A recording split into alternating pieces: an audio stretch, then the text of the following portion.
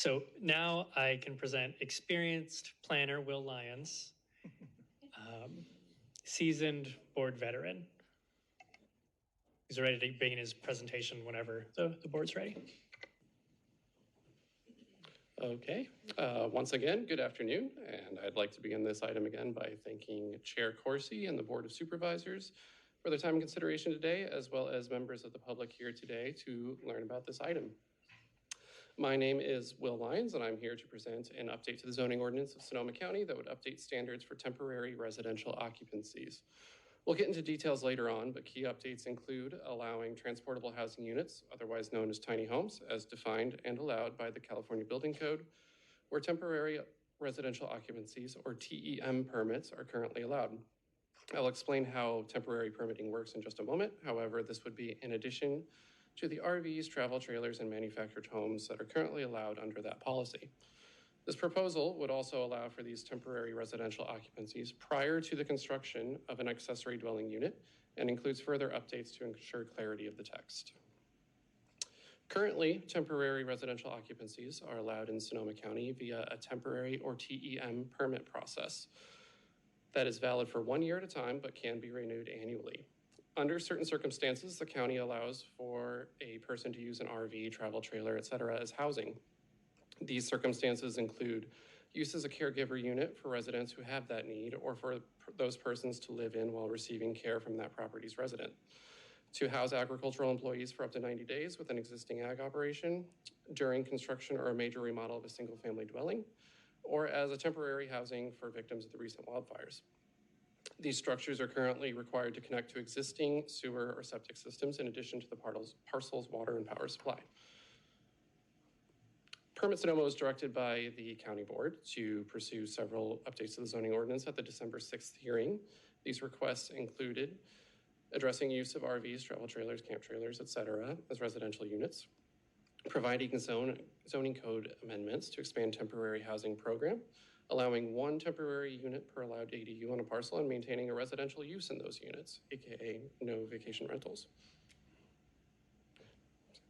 Adding a 5-year term for temporary units, allowing for waterless toilets, and allowing for the conversion of accessory structures for temporary residential purposes. This update, as presented today, includes changes that we could make and implement right away. Certain initiatives, including the conversion of accessory structures for temporary residential use and the 5-year term for temporary housing permits, would require density analysis and further evaluation to ensure compliance with CEQA. If the board directs, we would be able to return as soon as we complete that analysis in compliance with due process. Lastly, waterless toilets are now allowed under Chapter 7 of the Sonoma Code in the OTS manual, and thus are not mentioned in this particular update as a zoning concern. As we're aware, Sonoma County and the state are facing an ongoing housing crisis. Most of the county's housing stock's growth was between 2000 and 2010, but since then, the county has experienced wildfires, which destroyed about 7,000 homes, equivalent to 5% of Santa Rosa's housing stock. In addition, 4 out of 5 households in the county are rent burdened, paying 30% or more of their income to rent.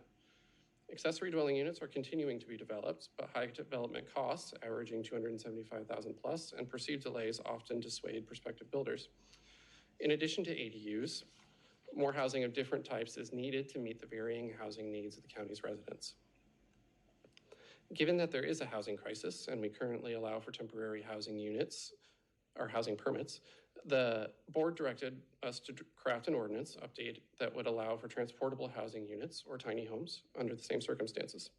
Located in Chapter 26, Article 88, Section 10P of the Sonoma County Code, the proposed updates apply use standards from existing policy for each of the currently allowed temporary uses, including those caregiver units and units used during the construction or remodel of a home. In addition, we are allowing and adding standards for these temporary occupancies prior to the construction of an ADU in zoning districts where ADUs are allowed. Lastly, the transportable housing units or tiny homes would be allowed in addition to the already accepted RVs, travel trailers, etc. in those circumstances. Transportable housing units are currently allowed by California Building Code and come with certain requirements. These must be registered and built in compliance with ANSI, the governing body that regulates RVs, and the National Fire Protection Associations. To qualify, they must be built on a chassis with axles, and to a maximum 400 square feet, excluding lofts. These units, along with RVs and travel trailers in the temporary use category, must meet all setback, easements, scenic resource requirements, and development standards of the base zoning district of the parcel. These next few slides include some examples built to the relevant code that are currently allowed by the state and would be allowed with this proposed ordinance update.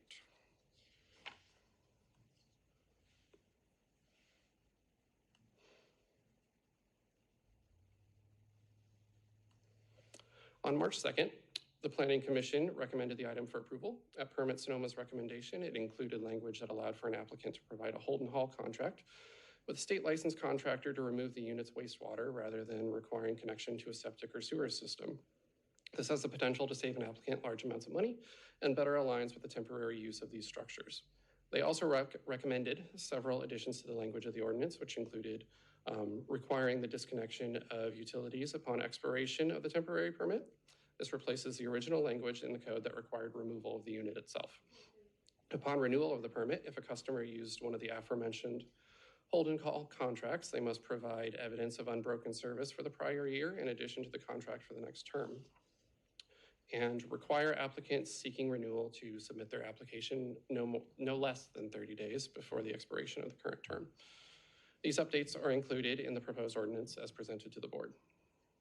Which leads us to staff's recommendations stating Permit Sonoma recommends that the Board of Supervisors adopt the attached resolution to recommend adoption of zoning code text amendments to establish standards and allow for the temporary use of transportable housing units as defined and allowed in the California Building Code, where temporary residential occupancies in RVs, travel trailers, and manufactured homes are currently allowed.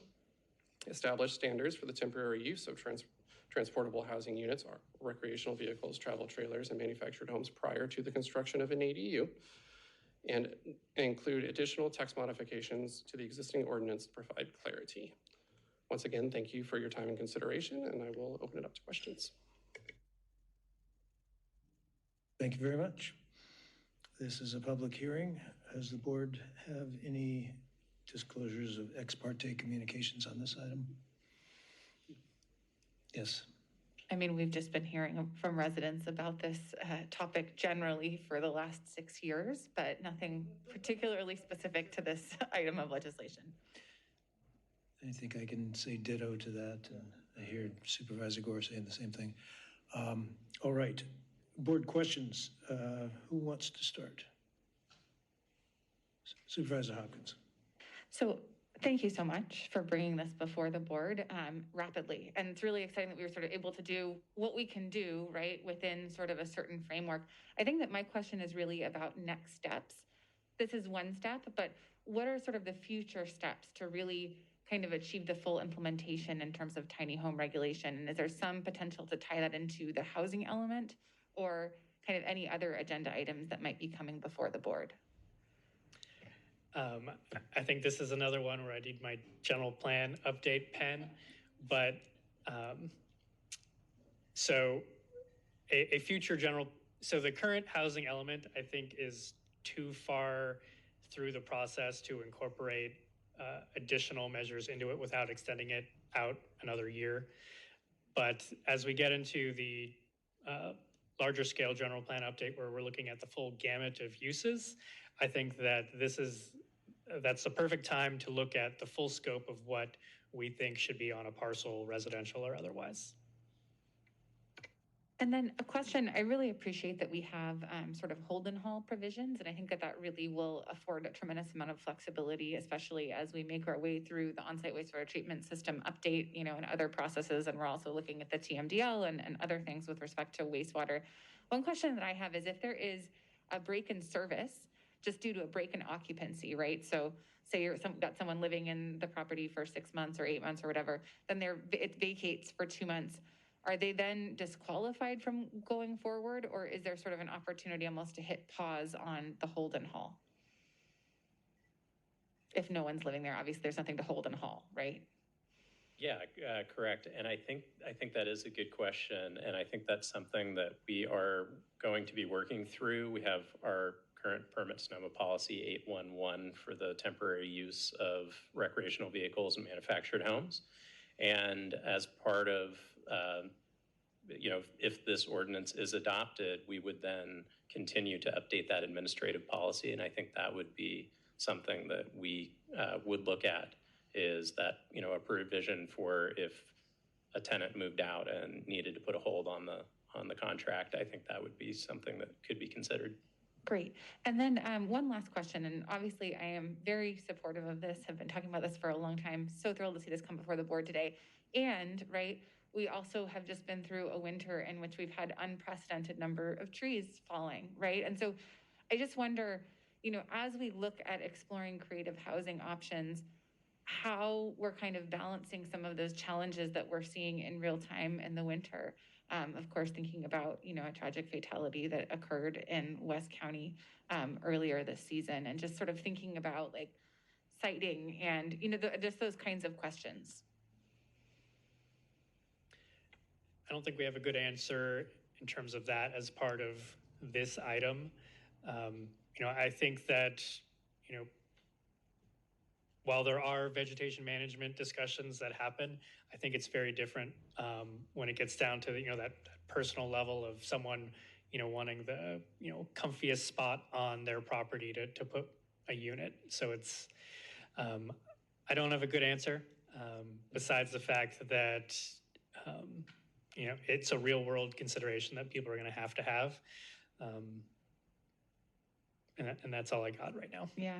I just wonder if there's something sort of in terms of providing like BMP guidance or just sort of awareness that we can support promoting, through this process. And I want to acknowledge that it's not just, tiny homes. We also have had stick-built homes, right, in which folks have narrowly avoided catastrophe. And so it really impacts a lot of folks in West County, especially those out in the redwoods that have been drought stressed for so long. But just if there's anything that we can do on kind of the awareness promotion side, that might be a good thing. I do agree that something like, administrative guidance or BMPs as part of, the educational phase, once we get past adoption, how we communicate what this actually means in normal language and offering recommendations for things related to site considerations and things like that, of this is how to best set up and position your tiny home type of thing. Any other questions? Supervisor? Nope. Supervisor Gorin. You may have covered this already, and I'm still unclear, because there was a lot of back and forth and community conversation regarding the language that was proposed and whether or not, what is the definition of temporary? Does that mean that these small houses need to be moved in 6 months or come back, or do they need a permit, or can they stay there forever? The intent of the ordinance is that, as written, that the customer would have to reapply every year. So we're at least keeping track of it. In regards to the ADU, it is prior to construction of an ADU, and one doesn't necessarily need to be under construction at this time. As I mentioned, those are expensive, and it gives the applicant a little flexibility until they can build one. And I know we had this discussion previously regarding composting toilets, but of course, if you have a tiny home on wheels, there's not going to be a permanent sanitation service there. It would be composting toilet or an outhouse. And so what are we proposing? What is going to be acceptable for sanitation for tiny homes and any housing on wheels? Currently, as the OTS manual is written, a waterless toilet or a composting toilet would require a connection to an existing septic system. So our thought or our intention in bringing this item forward was to include the provision for allowing hold and haul contracts to give people an alternative to connection to an existing septic system. A hold and haul contract would still require a septic permit, as it would necessitate the installation of a septic tank to hold wastewater. And then also, as Will mentioned during his presentation, there would be a contract that would be required that would be reviewed at the time of application to ensure that a licensed hauler was contracted with for that Holden Hall service. I know that one of our fire survivors from 2017 with inadequate or no insurance was hoping this would be a solution for them to put a tiny home on wheels on their property, I believe on Cavedale Road. And they gave up because now it's been 5 years through the process. And so they have used their PG&E settlement to purchase a manufactured home. I think they're happy, but, you never know what's going to happen in the future. So let's get our plans in place to accommodate, don't say it, the next fire. But there's still a lot of folks who have not rebuilt, and maybe this is a solution for them. Thank you. Supervisor Gore. It's amazing to look at this from the zoning side of when we brought it back multiple times, and it's going back into the Planning Commission for a review. And we talked about composting toilets and the allowance, and now we're sitting here talking about Holden Hall. I, for one, when it comes to number 2, prefer to incinerate. I would rather have an incinerator, but having said that, for us right now, if we're looping all of this together, where we're at, where we're going, if we look at individuals, whether it's tiny homes or others who we've kind of continued to say we allow composting toilets, we allow other things with this recent change, or we will once we go through the Planning Commission, where do we stand after this action? Is it that we would look at folks and just say, hey, yeah, Sonoma County is one of these jurisdictions that you can actually do composting toilets, but you have to either have a Holden Hall contract or you have to connect it to a septic system? Will that be ultimately where we lie at the end of these actions? Not incinerators, not other things. Sound about right? Mostly yes. So back in... That's the thing is that people are going to come in and talk to the planners, Right. right? And say, hey, we've seen these, you've been posting online that you're allowing composting toilets now. And your folks are going to say, yes, but... And so what are they going to say? More like yes and. Yeah. Me too. I like So in terms of how we got here with this zoning and land use item. So back in November and December, there were discussions about the building code update. And that triennial building code update was approved. But there was an acknowledgement that those building code changes alone weren't enough to allow changes in land use. So that's what we are following up with today. So our construction and engineering friends passed some changes, and that this is the planning side saying, this is how we will, follow through with our end to allow for this type of use.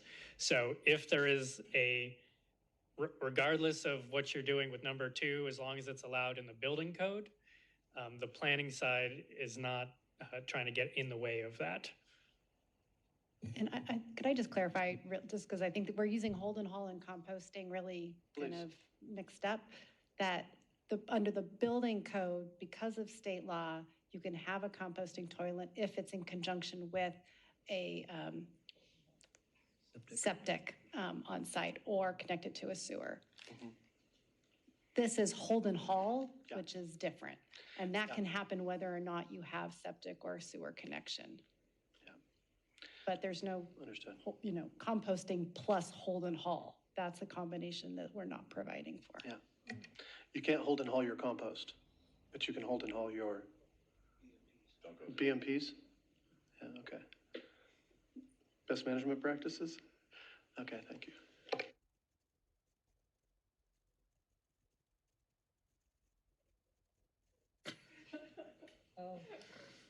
It's getting to be that time of day. Move to approve. Sorry. Any other questions? Seeing none, we'll go to public comment on this item. Does anyone, come on up, Mr. DeWitt. Hey, kind sir. Yeah. What a topic for the guy from Roseland, huh? Hey. But we're not talking about number 2.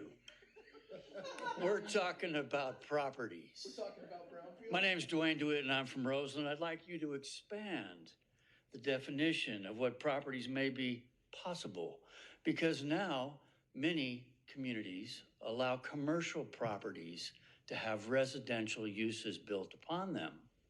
So I've been looking at this and I was thinking, you know, it would be really nice because we're in a housing crisis that is mentioned many times, if we expanded this so that it could be for commercial and even municipal properties, because there's been talk that perhaps we'll house some homeless people on some municipal properties. Let's go even further. Let's let every veterans building in the county be allowed to have these tiny homes on them for veterans who may be going to build a home in the future. Did you know that the Veterans Affairs Department allows a veteran to buy property with their housing loan and put a pre-manufactured home upon it? They haven't gotten so aware, if you will, that they'll go for what's called tiny homes, but they allow mobile homes, transportable buildings. So I'd like for you folks to be at the forefront of this. He says you're a war veteran now, right? Because you've been through this, bro. So let's talk about it a little bit. Let's say, yeah, let's open this thing up so that we could utilize every veteran's property. Oh, I'll rephrase that. Veterans Memorial Building owned by the county, for veterans to be able to perhaps get a tiny home on there during this homeless crisis. I believe you're going to house people at the Santa Rosa one in the future. So let's make this be the model. Let them get some temporary tiny homes in there, and they can move on out and have it with them and start their life owning and being a part of that productive society we all like. Let's call it out for that. Thank you kindly for your time. Are you a veteran, bro? Oh, you are now, though, because you've been here. All right. Anyone else want to address the board on this item? No one in the chambers? Marcy, is there anyone online? If you can please raise your hand in the Zoom app or press *9 on your phone keypad if you would like to comment on this item. It is number 30 on today's agenda.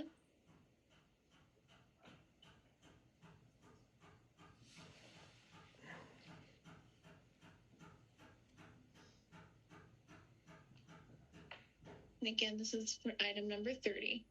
Andrew, then Eric, and then Sonia. Mute.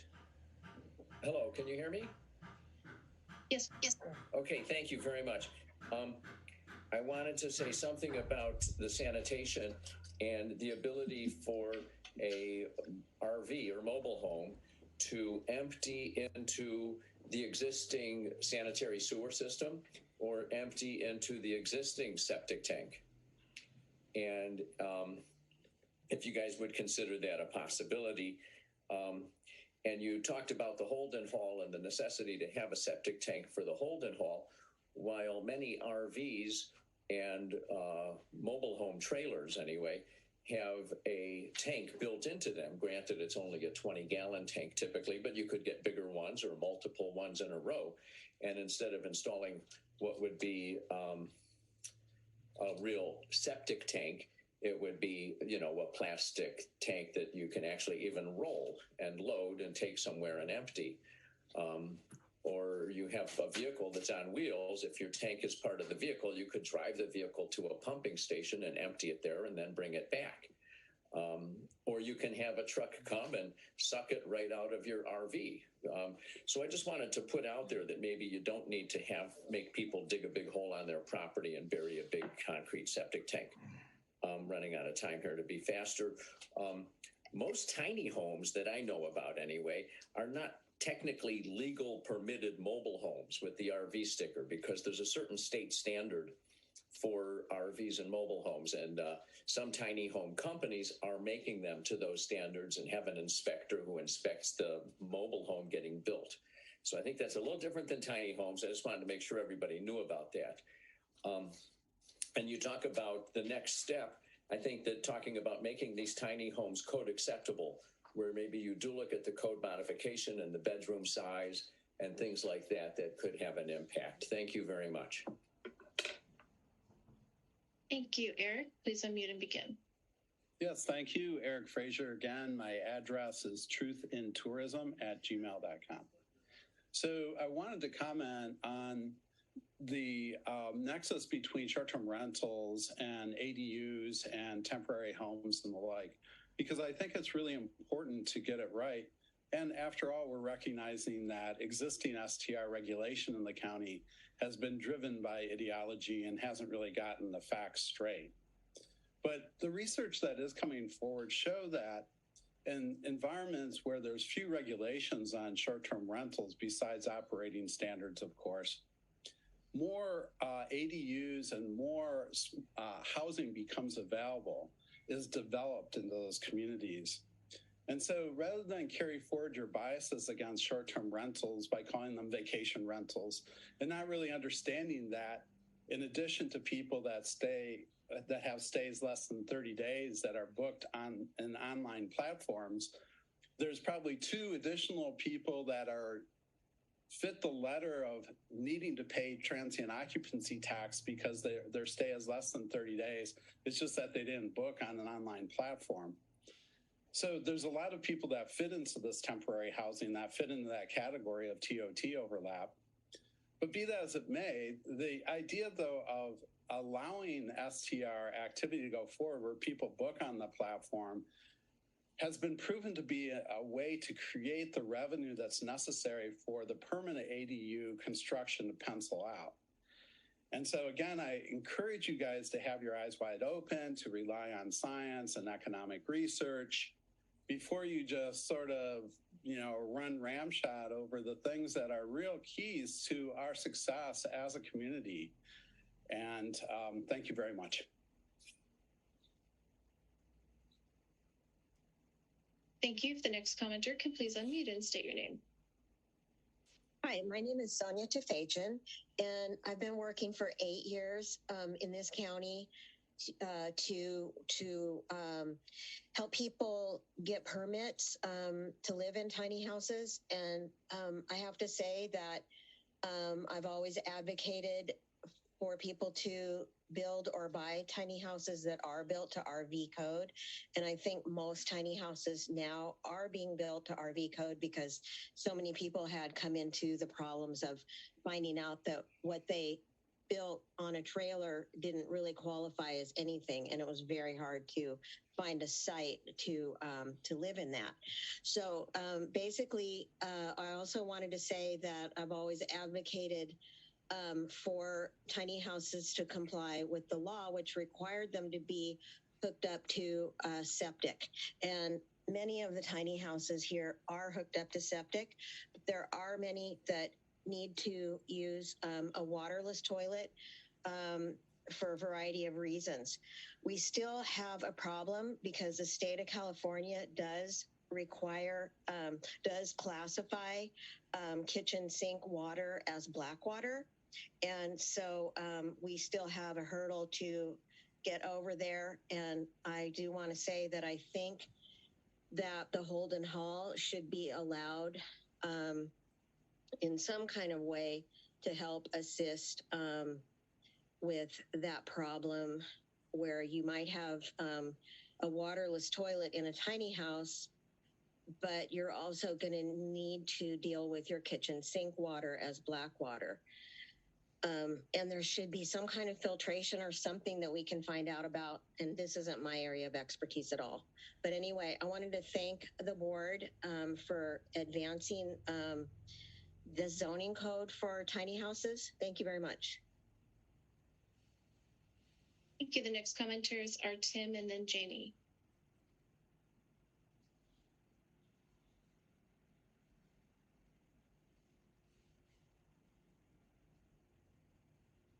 Tim, are you able to unmute? Sorry, can you hear me? Yes, Great, apologies about that. So I want to start today by thanking the board for taking these steps toward protecting people living in simple, affordable, and safe housing like trailers and tiny homes. It took 18 months and a lot of folks' time, both in the community as well as your own. But together with the OTS waterless toilets update, this is a real and significant improvement to the code and a step towards housing justice in Sonoma County. So thank you, and especially thank you to Supervisor Hopkins for your leadership on this issue. I do want to recommend that the county somehow make clear that individuals do not need to be in the process of building an ADU in order to place a unit on their property. I understand that the wording is due to CEQA, but when I first read the ordinance language, I was pretty concerned, and I think others will misunderstand it as well. So in order for this to really be useful to the public, I think the county should take steps to communicate the intent of the changes rather than relying on the text. And finally, I hope that you all look at this as a starting point. This could be a great first step on a path to more equitable and affordable housing and really sane building regulations. Though we're looking at a temporary use for now, I do hope that the county can work towards making alternative housing permissible on a permanent basis. I know this is a big ask, but it really needs to be the end goal here. The last item I want to touch on is the easing of outbuilding conversions into dwellings. This was something the board had asked for on December 6th, and I'm glad you addressed it today. I just really hope we don't lose sight of that. Around 200 people have been losing their homes every year due to enforcement actions taken by Permit Sonoma, and many of those people do live in trailers and tiny homes, but many also live in, safely converted and comfortable barns. Or other outbuildings. So again, thank you so much. I think Sonoma County is positioned to be a leader in housing justice and a model for the rest of the state here. And thank you. I no longer see Janie's hand raised. Double checking. All right, and thank you. That will conclude public comment. Thank you, Marcy. Bring this back to the board. Any final questions? Seeing none, I'll close the public hearing. And does anyone have a motion on this item? Move to approve. Thank you, Supervisor Hopkins. Second is from Supervisor Gore. Marcy, would you call the roll, please? Supervisor Gorin? Aye, and thank you for your work on this. Appreciate it. Supervisor Rapid? Aye. Supervisor Gore? Yeah.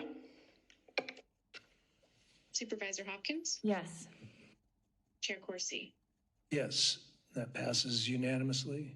Thank you all very much. Will, you got to come in for the end of this. Didn't have to do any of the work, just get to be the star. Is that how it went? Yeah. All right. Thank you all. Appreciate it.